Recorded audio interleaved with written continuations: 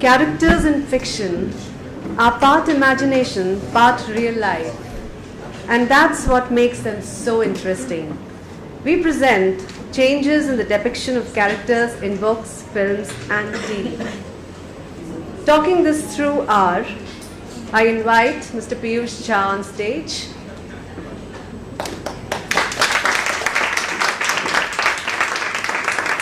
Piyush Jha is an acclaimed film director, ad filmmaker, and the author of best-selling crime fiction novels. He pursued a career in advertising management after acquiring an MBA degree. Later, he switched tracks, first to make advertising commercials for some of the country's largest brands, and then to write and direct feature films. Piyush's films, Chalo America, King of Bollywood, and Sikandar, are noted for the unconventionality of the subject matter and for their relevance to the contemporary society. Piyush's novels, Mumbaistan, Compass Box Killer, and Antisocial Network, are page-turners that explore the gritty noir landscape of crime fiction in Mumbai. Currently, Piyush is working on his next feature film as a director-writer and also developing a crime-based TV show for a leading entertainment channel. Apart from this, Piyush has recently launched his fourth crime thriller novel, Rakshas, India's #1 serial killer. Can we have a huge round of applause for Piyush? I now invite Mr. Mayank Shekhar on stage. Journalist and TV presenter, Mayank Shekhar was born in Bihar, grew up in Delhi, and calls Bombay his home. He has been writing on India and pop culture for much over a decade, starting with the tabloid Midday, then Mumbai Mirror, the paper he helped set up under the Times Group, and thereafter Hindustan Times, where he served as a national cultural editor. In the year 2006, he was awarded the first Ramnath Goenka Award for film and television journalism. He is the author of Name, Place, Animal, Thing, a book about Indian pop culture. A huge round of applause for Mayank.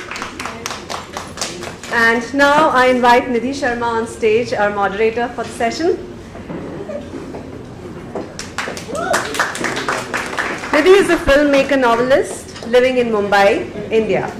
Having directed documentaries and travelogues for the American and European markets, Nidhie is currently the associate director on Anil Kapoor's magnum opus adaptation of the hit Hollywood drama series 24, which is currently airing its second season in India.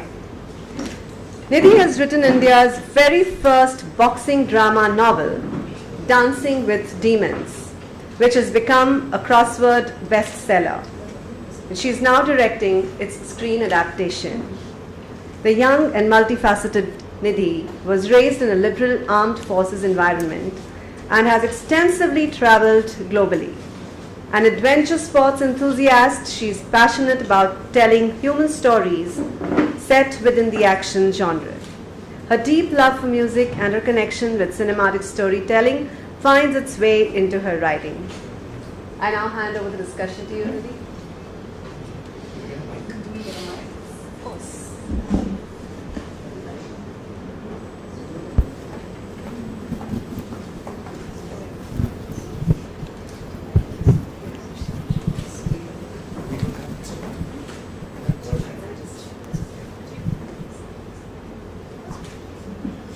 Mayank, go ahead. Okay, sorry. To the best of my knowledge, Nidhie, you're supposed to be moderating this discussion, but thank you for passing on the baton or the mic, as it were. Always. Thank you for coming over. The topic of the discussion is changing depiction of characters when it comes to films, television, and books. We're of course three characters from outside there, but Piyush, I'll start with you. Given that you worked on characters when it comes to books, you have worked with characters when it comes to television, and of course you have worked with characters when it comes to films. Briefly take us through how different is it when you're sitting and writing for all three? Well, yeah, the interesting, I think most characters remain the same, whichever medium that you, the pulse remains the same. But what happens is how you kind of depict them changes. The same thing about a character in a book, for example. You can, describe his thoughts, but in a film, you can't put a camera inside his head, right? So you have to, bring about the same idea about the character through his actions. So it changes from thought to action. So when for example, if I'm thinking in a medium which is a book, I have the liberty, and I do write a lot about the mind, what is going on in the character's mind, for you to kind of understand the character better. However, in a film, I have to give you exact action so that you and everybody in the audience gets the same idea about the character. So I have to work hard at that action.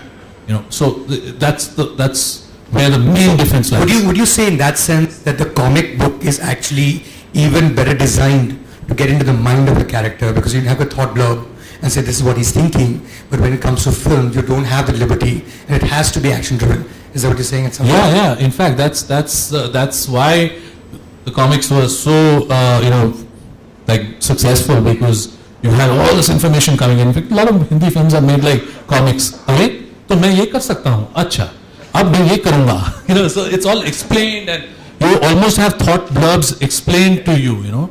So character talking to itself, or explaining what he's going to do, etc. So that's, in Hollywood, it's called being on the nose, right? So you sort of describe everything. Right. It's not supposed to be that way, because you're supposed to be drawing from whatever you read and having your own experience. If you kind of put it all out there, then there's not much for the viewer or the audience or the reader to experience and make his own. And I believe that every creator or every storyteller in any medium has to give you something about the character, and also let you have something to make your own from the character. Nidhie, you worked on film and television, and you specifically stick to the point of the fact that you cannot get into a character's mind, regardless. It's both are visual mediums. How is it still different characters that you write, whether on film or television? Well, I'll kind of give you a little context to it. So for Dancing with Demons, I've created these characters where I've been able to get into the mind of the character. So there are monologues. There are some poems that are in the book, which really kind of takes you into what's happening with that character. What happens with cinema or any form of visual storytelling, essentially for us, is that at that point, when you take this character where you have so much of intricate detail, and where you've left it to the reader's imagination to interpret the character or see the character the way the person sees it, in films, we need to give our specific interpretation of that character. And sometimes the most of what is inside the head of a character comes out either in a backstory or in subtext or in some form of behavior. So the character may not say 10,000 things. You may not hear what he's thinking. You're not going to be able to, because it's not filmable. Cinema works differently. But what essentially happens is you find other ways to bring that character to life. So performance is a very big thing. When you suddenly see you've written this piece, you've written this character, whether as a novelist or as a screenplay writer, and then you need to know whether can you now make this character alive. And there are many elements to it. One, of course, is performance. You cast right for the part. You cast somebody, even if he doesn't look like the part, or she doesn't look like the part, at least she or he is believable in that part. The other thing is, of course, when you translate, when you take that material or that character that's been written on paper, you see what are the key important things that make that character what it is, and why is it loved and why is it relatable. And then in terms of a screenplay or in terms of cinema, you take that material and you create subtext. So you sit with the actor, you decide, okay, so this is who this person is. Now how are you going to create a completely believable actor out of this character that's been written? And that normally happens either through subtext. You can't say all those lines You can't go into the mind the way a book does. Sure. You can't. So it's mostly less is more in terms of cinema. You kind of keep it less, but in that less, it's very, very defined. You need to be precise in how you're going to take that character and bring it into life. Some people use music as a connector, where there's, a music piece will tell you what's going on in that character's mind. Some storytellers will do that. It depends on who's adapting it. Sometimes really the adaptation or that movement of a character depends on who the filmmaker is. So Bhansali will adapt it in a certain way, which is unique to him. A Stanley Kubrick will adapt a character in a way which is extremely unique to him. Or a Sudhir Mishra will, like an Aur Devdas or an Anurag Kashyap. So it really depends on how they see that world and those characters and how they can take it. And there are limitations, but there is also the strength of, when you take a character and you turn it into film, readers do want to see those characters. They want to be able to visualize. Right, so that brings us to this whole big debate about books and films. And there's always that bone of contention about how most readers think that great books are unfilmable. Most film guys don't like reading in the first place. In terms of how the two are interrelated, would you agree that at some level the reader in a book is a far greater participant in the process of the story? So and so is the writer at some level. So when I'm reading a book, for instance, and I'll give you an example of English August, because that's the one that strikes me as a book I loved hugely, and a lot of people loved the film too, but they hadn't read the book, and the book is far superior to English August. And the reason I'm giving an example is because I read at the time when I was living almost that same life. So I used to be in the same college. I used to be the pothead in the corner in a cafeteria, all right? And that was Augusta Sen. No, hardly dark here. We were in Litfest, I can say we were potheads at some point. And so I imagined Augusta Sen to be a certain kind of guy. Even if that was not me, there were people I knew would be lanky, don't give a shit, wake up in the afternoon, bunk all the classes, but very, very bright, and will crack the civil service exam eventually. Right? But you have like a certain view of the world which is very hard to put on paper in that sense. And then I see the film, which is English August, and I see Rahul Bose in it. Now Rahul Bose puffed up, goes to gym, he's like this chiller. I just felt that Augusta Sen was killed by Rahul Bose, and that's because film has this whole thing of concretizing everything. It's not left to our imagination anymore. For someone who's dealt with both books and films, do you also deal with it differently in terms of how you leave a lot more for the reader in the case of books, because that's possible, but you can't in film because that is what it is? What you're saying is so contentious and so kind of people have such very strong and polarized views about the whole thing.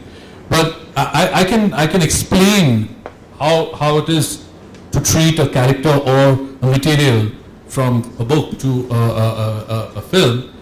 I can explain it best by quoting Alfred Hitchcock, because Alfred Hitchcock made most of his films out of books. All his big films are all out of books. And he was asked the same question: how do you adapt a book into a film?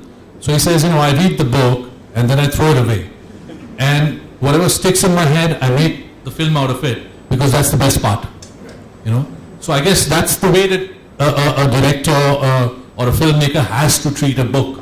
And I guess there is a disappointment that a lot of readers have when they they love a book and then they see the film and they find that difference. But the mediums are two different things, and so you have to kind of bow down to that. So, but the other thing, Nidhie, I'm coming to you now, is that when you're writing a book, for instance, it's really your time.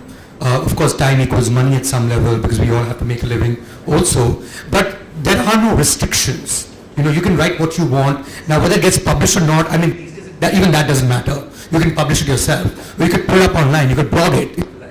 But you also work in an industry when it comes to films and television, where it's not just what you think is right, it also depends on what caucus of people, an entire board thinks is right, because there's money to be involved. You can think of the greatest scenes ever, but if that's unfilmable, it's unfilmable. You may think that you'd like to, shoot in space, but a film that's sci-fi is going to cost a certain money, but it costs nothing to write a sci-fi sequence on paper.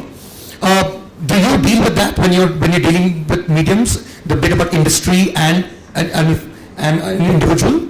Yeah, absolutely. And I think because I tread on both sides, I kind of understand the problems or the limitations that one medium can have vis-a-vis the other medium. So as a writer or as a novelist or as someone who writes a screenplay, for me, because for me it's about the films also, I don't limit myself when I write. So at that point, I am not even thinking about whether this is filmable.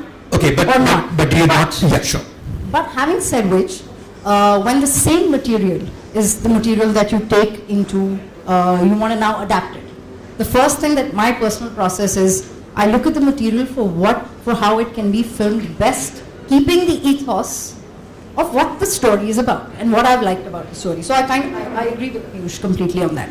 There are limitations, and the moment you use the word adapt, means you have to change, because they're two completely different mediums.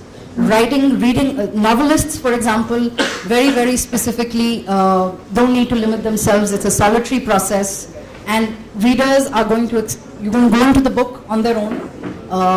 It's their own personal interpretation of what the author has given them. In cinema, you know that you're giving them your view on the story as a director.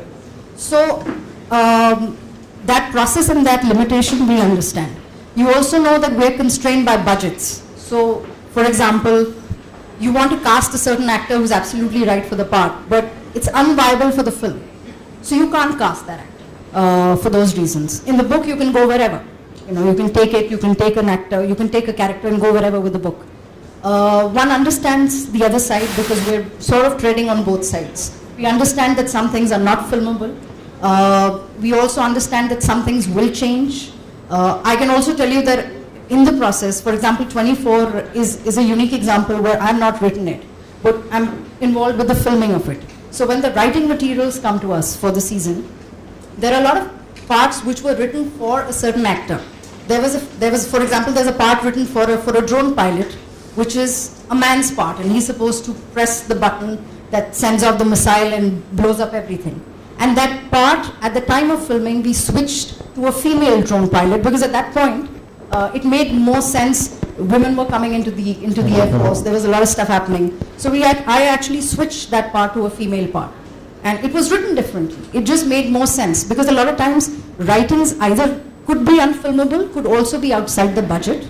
And cinema, by and large, is the director's medium, So that transition and that challenge will always be there for a reader. He'll always once see his own interpretation of the book, and the second time he's going to see what the filmmaker wants to show him. So, that's pretty much. Now, if we look at, and let's just stick to film and books at this point, while the characters are differently treated when you write for both film and book, but there is a lot of cross-pollination happening now, especially because one realizes that there are far fewer readers of books than there are watchers of films, or for that matter even television. There is a sense that if I'm writing this book, I wish it would also become a film. And maybe because of the success of, we shall not use the word, of course, we shall use the word Chetan Bhagat, and the number of books and that, of ways that have been adapted into, money spinners, as it were. Do you, when you write, Piyush, do you also consciously decide that it's actually a screenplay material also? Otherwise, what's the point if it's only a book? Well, I write crime thrillers, so I guess most of my work is filmable, but that's because that's the genre I've chosen, and there's a inherent sort of a kind of a ease of adaptation of crime thriller kind of material into cinema. So yeah, but I consciously don't think about whether this is going to be a film or not, because ultimately, because I mean, I'm saying I follow that rule that if there's something good in the book and somebody wants to adapt it, he can adapt it. You know, there have been like really tough books. The English Patient, for example, you know. Life of Pi, yeah? Yeah, Life of Pi. You know, which have been adapted. I saw a movie just yesterday. I'd missed it for a very long time, and finally I saw it. The Lovely Bones, right? You know, it's so beautifully done, and you know, I've not read the book, but now I want to read the book just to see how, you know, it was written in the book to so, you know, beautifully adapted into film. But so I feel that good material anywhere will stands a chance, because today I think, you know, stories are kind of traveling, as you said. Characters are traveling from film to you know, like we have Transporter films which came out. There's a Transporter television series which started, and there's Transporter, you know, the graphic novels which are adapted, and books which are, you know, films which are being made into graphic novels. So I mean, I'm saying that the cross pollination across you know, various medium is today a given. I think the writer or the creator has to, you know, just work on the material and make it good. And if it's good, it stands a chance. Right. I mean, good being subjective, of course, and in the case of television, in film, far more subjective to market considerations and the people who will take the call, the one who's going to sign the check. And that's an area that interests a lot of us also, is the industry aspect of it. Of course, we know about book publishing to some extent, and we know how that sort of functions, or at least people in a Lit Fest would. But take us through, say, for instance, to start with, the film industry aspect of it. If you were to pitch a subject, how do you do it? Would you think if that's going to work, even if that's what is good according to you? So are you talking about Indian film? Yeah, they're on the same thing. The industry aspect of what is created in terms of the Hindi film industry. Yes. So the Hindi film industry, as we all know, has 2 or 3 formulas: boy versus meets girl, and they keep looking for the new formula. And then there is something called the bhed chal, which is like one thing comes out and then everybody starts doing that. So there's no real, you know, the mandarins of you know, knowledge, or you know, pundits sitting out there sort of, you know, evaluating good versus bad versus, you know, decent versus, you know, categorizing. Nothing. It works on a totally different, Right. you know, I don't know how it works sometimes. You know, I talks myself. You know, so because some films get made which you could sort of say, "Ki, this, how did this ever get made?" And then there are such beautiful scripts or books just begging to be made, which are not getting made, right? And then there are some books which are, you know, I heard that writers, 1 crore deal, 5 crore deal, etc. But you know this, with the Hindi film will never be made of this book. Why? Because that has got some 50,000 warriors coming, and you know, 7 different zones that the war is being fought, etc. Hindi film cannot afford that kind of budget. You know, so it will never get made. So you know, I feel that the way the Hindi film, but again, those are books which have been acquired by leading filmmakers to be made into Hindi films. Like, give me examples. I would not, because they're contemporaries of mine, and you know, I don't want to give them the bad news if the film are never going to get made. I think in their hearts they know. You know, that's okay. They got a big check, so that's fine. I think that's fair enough for them. So, but so things are gonna, you know, like it's quite strange. However, I feel that there are few people who appreciate you know, good stories, and I think the number is increasing. So you know, I keep, you know, saying, may their tribe increase. So you know, Right. that You're optimistic. But you know, if you were to compare, and here I'm looking at the industry aspect of it, or the economy of it, if you were to compare films to television, where we stand right now, at this moment, I mean, television is the pits in terms of where it stands for the kind of stories being told. Clearly, it's also a reflection of the world we live in, and I don't think one should only blame one person who greenlights something, and clearly it does well, and therefore someone greenlights it. You've just moved to television at some level, because 24 is a television show. I think that's the first time that you're dealing with television in the first place. Take us through how television works in that sense. I have no idea how some of the shows that are on television are on television. As far as 24 is concerned, the brief for 24 was always you're making a film in terms of quality, in terms of technicians, in terms of storytelling, in terms of actors. Pretty much every one on the show it has a film background, right from the technicians to the directors to the writers. So 24 really is not a benchmark for what's happening on television right now, but I hope it does become that. No, I would actually, I disagree with that. I think 24 made a lot of difference to Indian television. The season 1, okay? Because suddenly you saw a new kind of television on Indian television.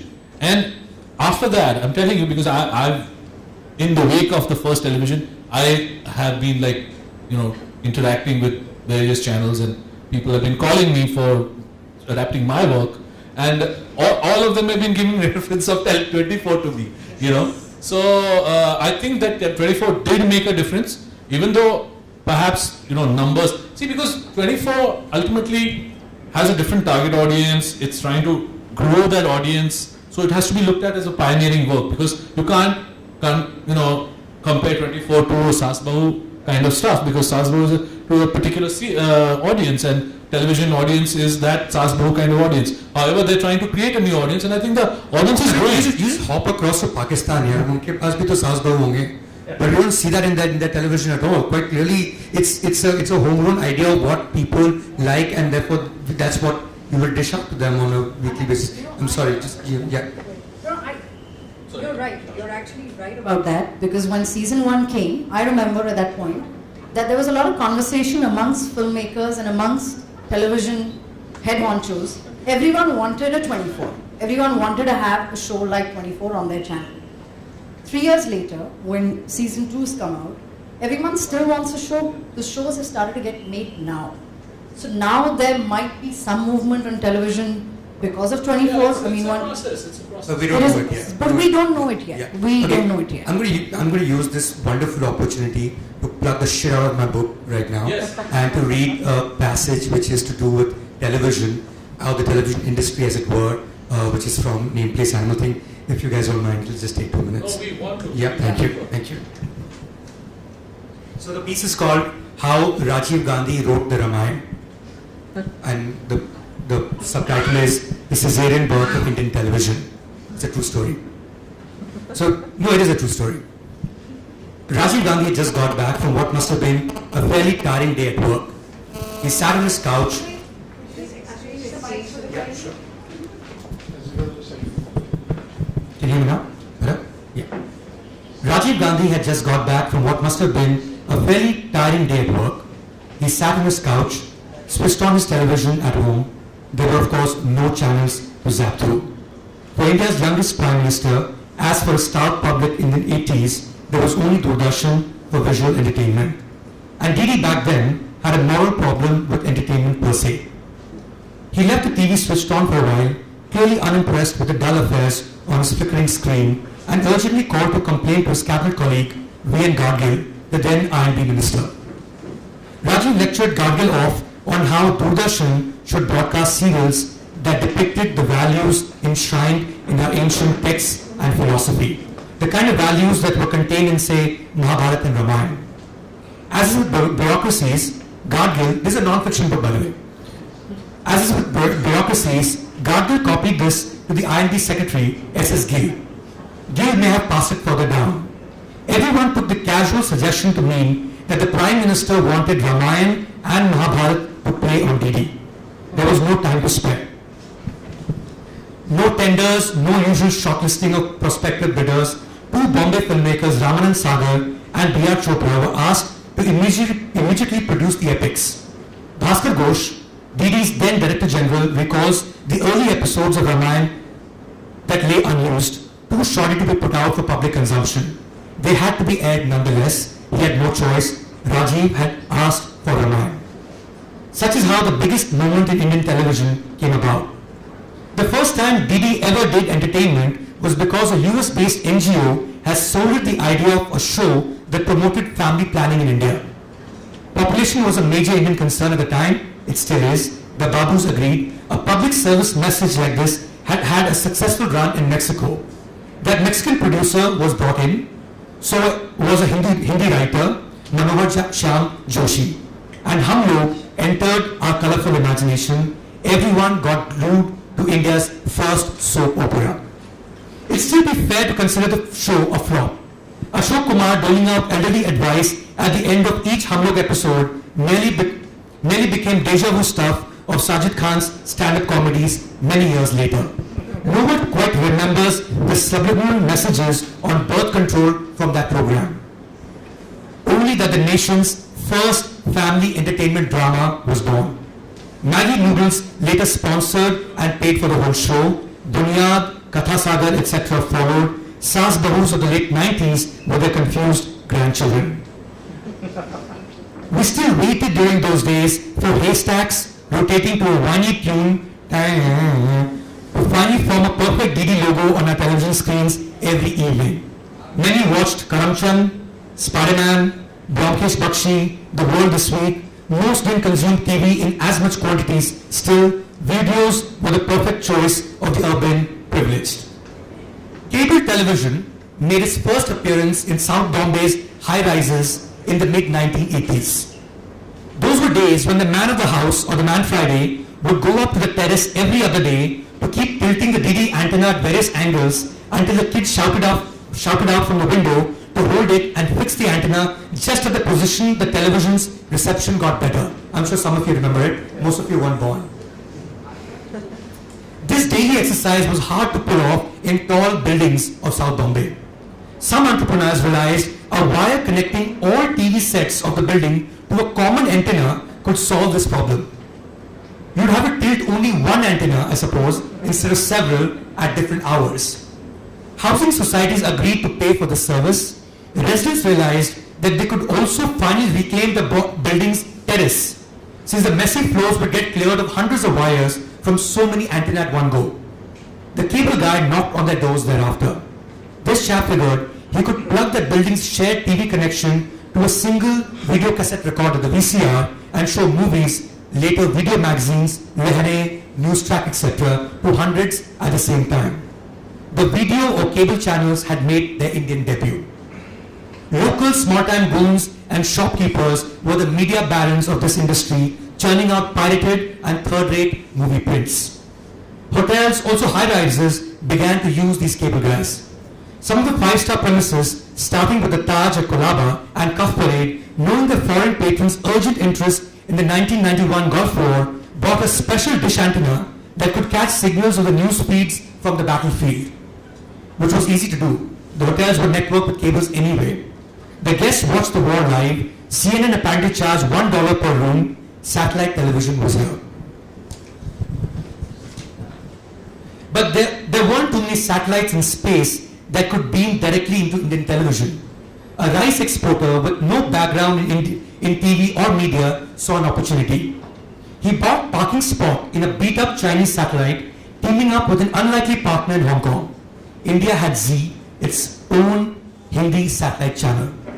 The entire broadcasting industry that grew in worth from 600 crore to 50,000 crore was technically not legal up until 1999. The government perhaps just didn't know what had hit them from the sky. People in cities stopped watching Doordarshan altogether. Pardon the expression from television, but if we do a quick recap, here's how it all happened. Rajiv Gandhi's message misunderstood. A family planning program gone wrong. The need for a common TV antenna to clear up the wire jungle on building terraces. A war on Baghdad and a hotelier's hospitality. Indian television entertainment was thus born. A child of such accidental birth is unlikely to know its front from its backside. Over decades since, the baby is still spinning in circles, simultaneously pooping and recycling its own poop. It never quite grew up. Bring back the old Krishna Darshan, I tell you, and let's start all over again.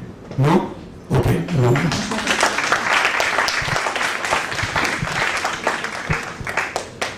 So yeah.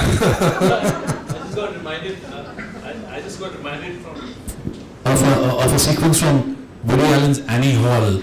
You know, Woody Allen, he is a quintessential New York filmmaker. So he makes films in New York. And in that film, he had Annie, the love of his life, has gone to LA. So he goes to meet her in LA, and he meets his old friend, and he's going around in cars, and he's looking around, and he's saying, it's so clean out here. There's no garbage. And he said, oh yeah. Out here they turn their garbage into television. This is going to mind. Should we open the Yeah, audience? sure. Yeah. Would you? I mean, I don't think there needs to be questions, but I think a conversation or discussion would be just fine. Just raise your hands, whoever, wherever. Yeah, Siddharth. Mike. We can hear. Unless you want to come here or. Okay, you take one mic and we can answer. We can hear.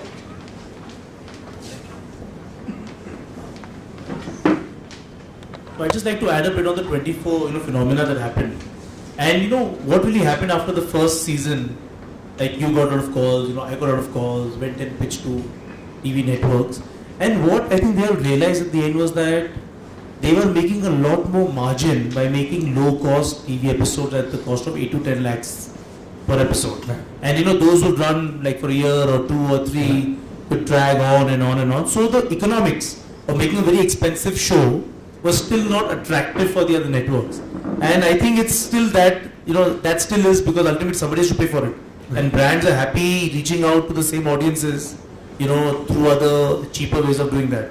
And I think what networks are trying to do now is more of trying to get men to watch prime time. And that's not really working. Because I think men and, young adults have sort of their habits shifting towards watching content on demand, which is when they want to watch on the devices. And I think that's really where this whole, coming out of this whole content mess of television in the next 2 to 3 years would probably be led by digital in a way wherein there's no legacy of the past and the audiences that you want to reach out to additionally are anyways online. So how do you sort of get them to start consuming content? And so it's a very, so this whole, I think the game will change when the controls of greenlighting will change. Because if the same person is greenlighting, then you can give any platform, it will be the same. Right. And it's also who will pay. So if the audience starts paying, like in the US, Netflix, Amazon, because their subscription is so... But tell me, Siddharth, Yeah. I know this example of US is used very often and in the context of Netflix as well. But when you look at the cable TV industry in the US and where an average person spends about 1,200 rupees for their cable connection and spends, let's say, what is it, $8 for a... $7 to $8 average. $7 to $8 for Netflix, online. which is it's very cheap to Netflix compared to television. Yeah. Whereas here we pay like 300 rupees for cable television, but our Netflix is 650 rupees. Yeah. Right. So do you think that's really in that sense not such a game changer because of the pricing in itself?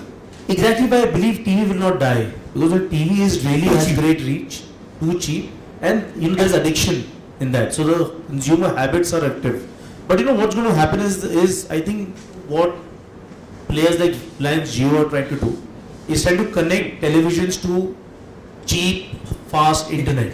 And that will really, I think, change behavior slowly. As it's slow. And India is very unique. India is not like the US. So what's really working everywhere else really doesn't work seamlessly all the time. No, but I'm telling you, the television people are very innovative. They already have found the solution they say, give me 24, but at half the cost. So we are working at 24 at half the cost. And people will achieve that. Well, No, you're actually right, because something that we found out from the time 24 started airing is that while it's playing on colors and the two sponsors on board are pretty much taking care of everything, the people counter on their digital channel is 30 lakh hits or 40 lakh hits. So really there are a lot of people who are actually consuming it online, and it's also playing on their, they're also broadcasting it. So there is going to be this integration till people decide where they want to go with what kind of content. I have a question. Yeah, at the back.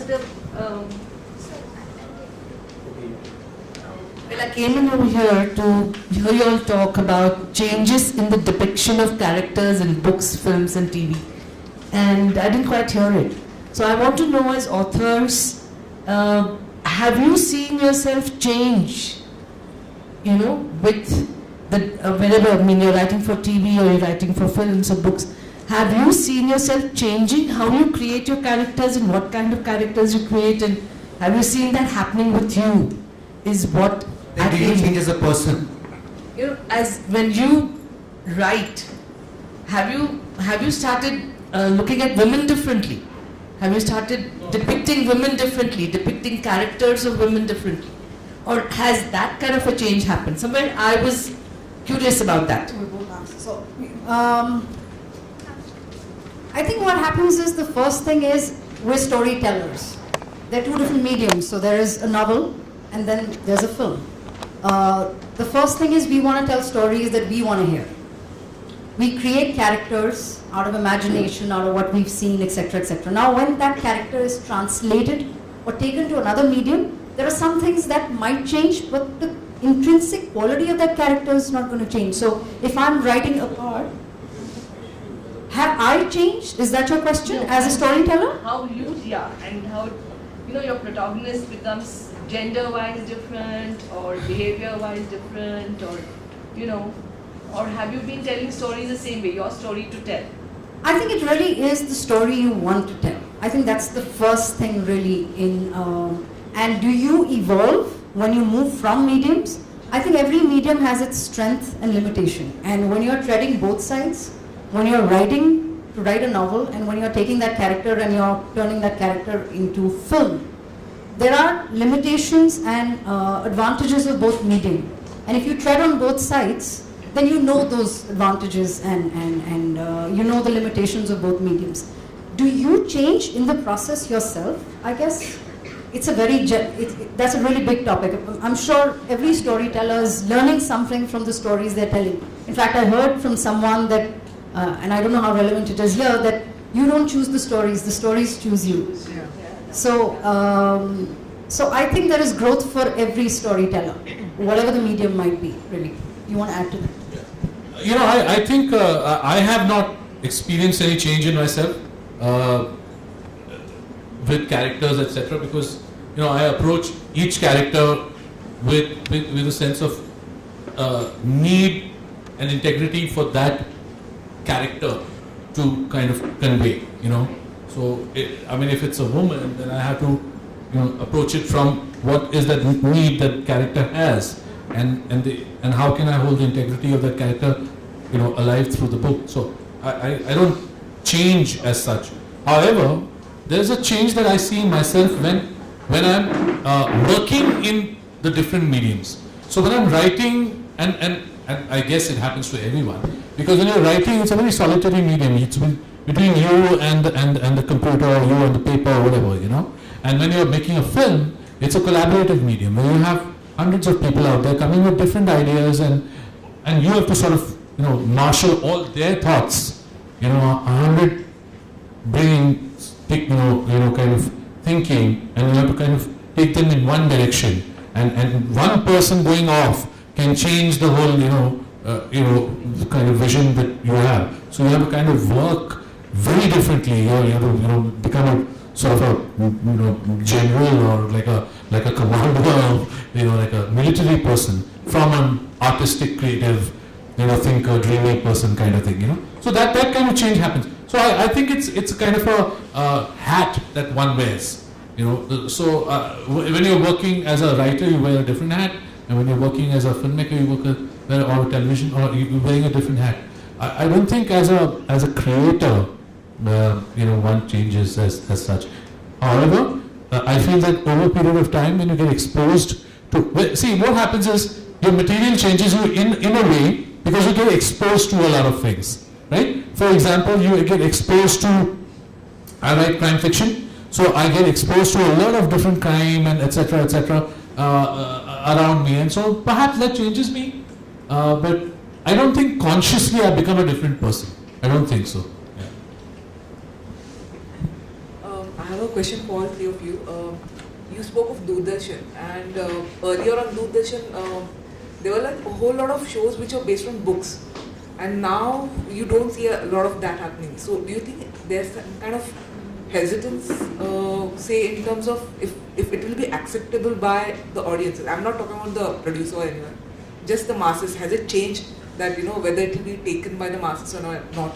Is it that kind of? That's because there are not many Sanskrit books written. Because if there were Sanskrit books written, then there would be lots of books. The thing is, right now television is stuck in that one, like Siddharth mentioned, cheap, churning kind of a circle. It's day in and day out, daily soap banao, daily soap banao, daily soap banao. Some discussion going on, one fight, some Not all four. of them are working. I'm sorry, I'm interrupting. Yeah, they're all working because Not all of them. I mean, if there are 10 of them, 6 or 7 of them just go back because there's no TRP for it. I mean, Well, they can't you see, use them. you and me don't watch television. I The haven't watched people in this television. room don't watch television. We're discussing it, Yeah. but we don't watch television. There's a whole India out there who watches television, and to them, this discussion is stupid. Yeah. Because for them, there's a lot of relevance in that stuff which is going out there, and in ways that television has also impacted their lives, and changed them also. Balika Badhu and all these things have actually made lots of changes in places where you and me are never heard of. So. My question to all three of you, my question has two aspects. One, where you have a adaptation of a book to movie, like Devdas or Pariణit. And second is where you have some facts and you made a movie like say Bajirao Mastani, Mughal Azam. It's like some historical facts are there and you adapt to the movie. So how much creative liberty is allowed in both aspects? Do you think in first aspect where you have text, where you have book written, creative liberty is slightly restricted because people are exposed, and where it is not in the form of a book, there you can take some creative liberty. Yeah, you know what? The form of a book is so changing. You see, because what happens is, like for example, Ramayana. You just mentioned Ramayana. There's so many different Ramayans. Even in the ancient times, there were so many different Ramayana. There was Tulsi Ramayana. There was other Ramayana. So the thing is, which is the right Ramayana? Who is the person who's going to judge which is the right Ramayana? So somebody can come out and make his own Ramayana. Which, for example, there are authors right now who are, reimagining or reinterpreting Ramayana for a new modern audience in an English book form. So the point is that you cannot say this is right, this is wrong, that's wrong, and that there might be a certain amount of fiction also out there. And because we don't even have a text out there which says this is the text. It's not like the Bible that you cannot change one word. The Hindu texts are like whatever. Even there are so many different texts out there. You don't know which text is the right text. So it's all open to interpretation, and like Mayank was just saying, fiction. So when you're making fiction, you create, it's from your imagination. So you fill in the gaps through your imagination. It's accepted. I think what is happening in this country is a lot of people are becoming very didactic. No, उसको change नहीं करने का, वो बाजीराव ने ऐसे ही पहना था तो वैसा ही होना मांगता है. क्यों? आप थे क्या उधर? आपने देखा था क्या बाजीराव क्या पहना था? तो फिर how can you take that statement? So that's the stand which we have to stop taking. I think that attitude, that liberalness, we have to kind of grant to the creative mind, take the creative leap.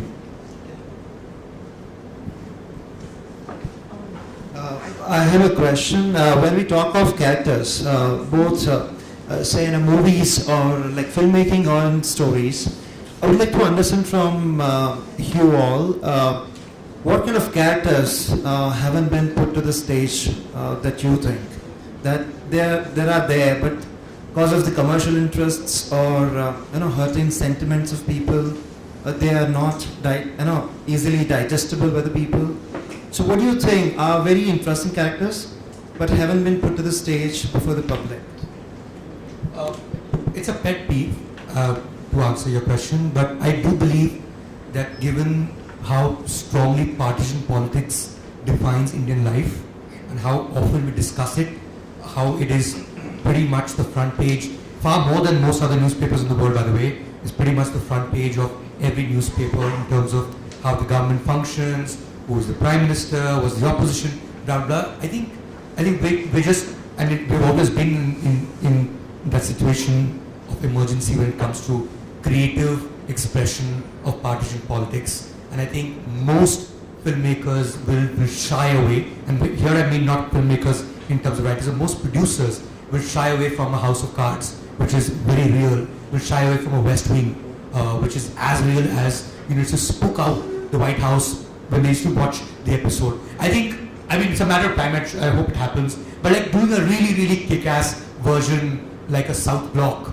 and exactly how the Prime Minister functions, exactly how the politics happens, where you can relate to some extent what you read in the papers, that element of politics, and here I mean partisan, there are a lot of political films made, and politics is a very large umbrella term anyway. Anything that you respond to in terms of you disagree with at some level is your political statement.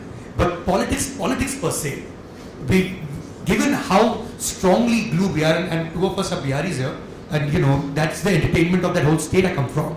They only talk politics all day. So I've never seen that reflected well, either in a great book, maybe Accidental Prime Minister was a very good book in that sense. It gave us an inside view of what a Prime Minister is like, which was by Sanjay Baru. But in fiction, I haven't come across a great work.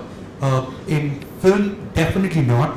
And television, well, we've had a discussion on television how it is. That's like step 3 anyway. Actually, if you see, when you say politics, our depiction of the politician has not changed from the 80s. It's a corny exact thing, Yeah. He'll be one corrupt guy, the guy who will be trying to rape behind the scenes, will do some major deals and all. The cartoon thing, yeah. Politicians don't fear the depiction. Yeah, because they know that they're seeing a ये तो joke है, so that's how they're getting away with it.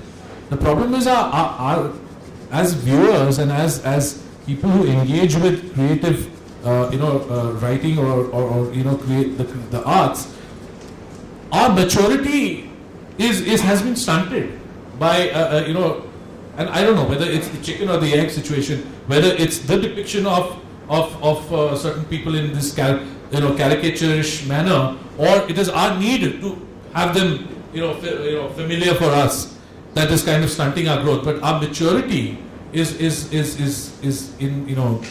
stagnating, in a stagnant position.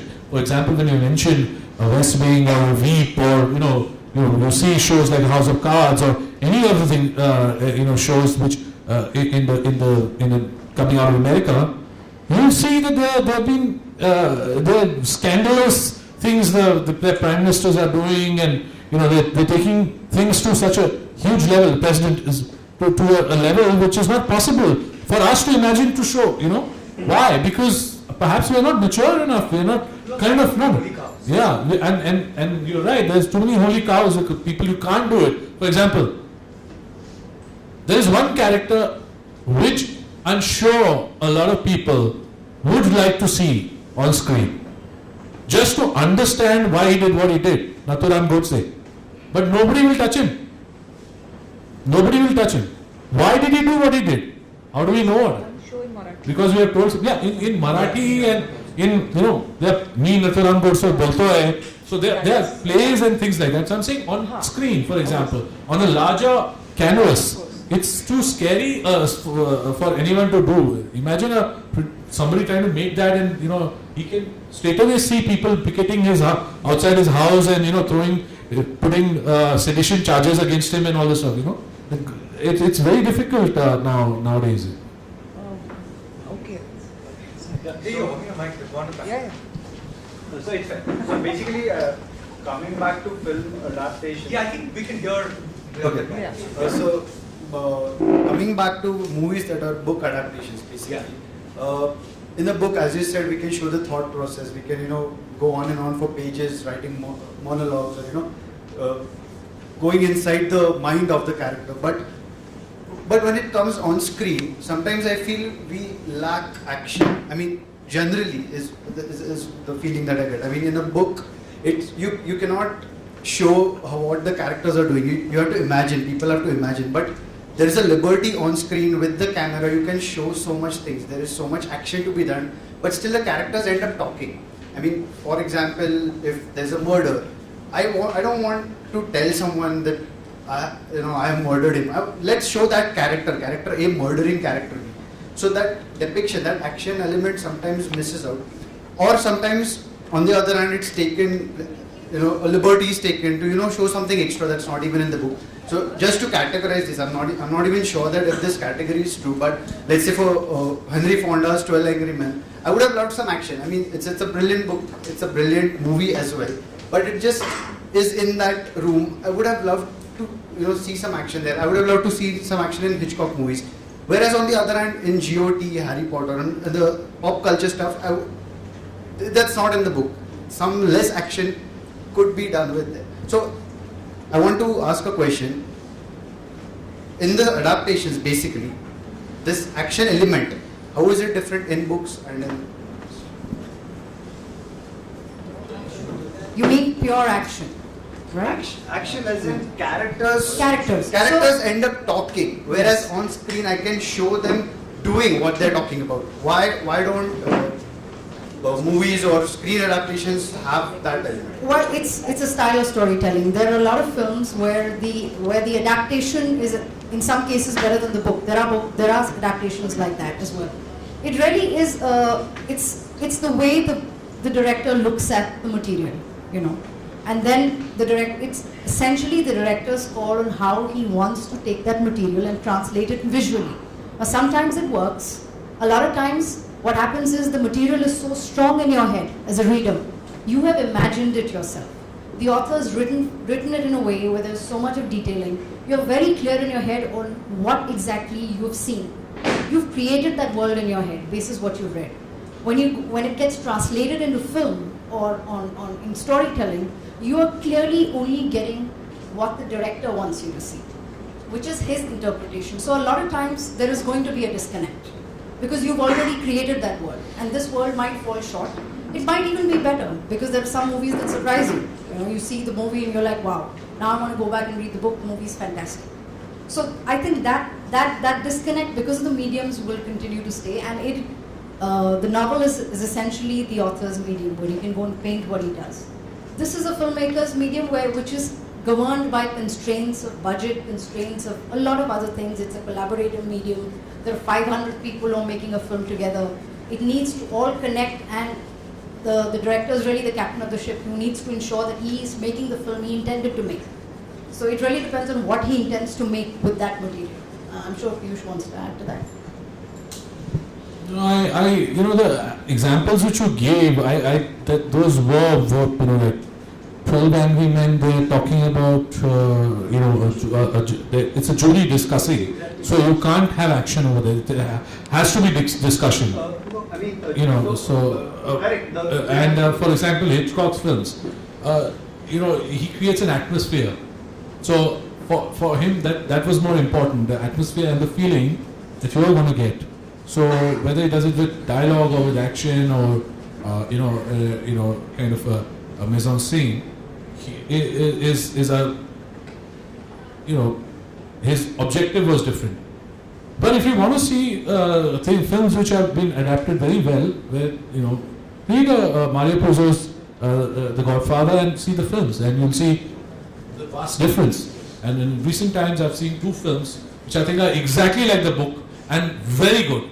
And Shutter Island and Gone Girl, both are exactly like the book and very good films. So it totally depends. I think the one on because I think you've seen the film, right? Yes. And it's one of my favorite movies. And Sidney Lumet is one of my favorite directors.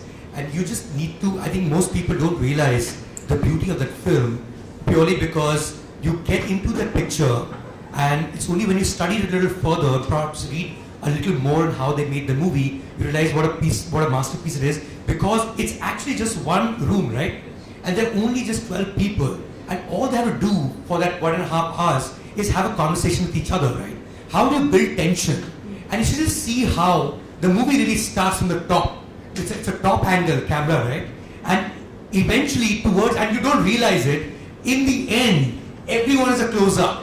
So that the way they builds tension in what would otherwise be a pure and simple play, it's just a play, is fascinating. And to take you up on that, Piyush, I think one of the examples of how a film should not be like the book, I suppose, is Midnight's Children. I mean, it is so literal, from page to page, everyone does exactly what happens in the book, and that's what I think the film suffers. I think the filmmaker needs to take it to another level rather than be so faithful to the writer's interpretation. Yeah, you know what? I just want to kind of sort of end this debate. Two goats, like were wandering around a studio, like a Hollywood backlot, and they found some old cans of film lying out there. So it was open and the film was out. So they started eating the film, and both of them ate it. So one goat asked the other, "How do you like the film?" So the other goat munched and said, "The book was better." So it's always the case. One question. One final question. Yeah. Just one final question. Talking about book adaptation, what do you think about that process? Is it, your personal opinions about that?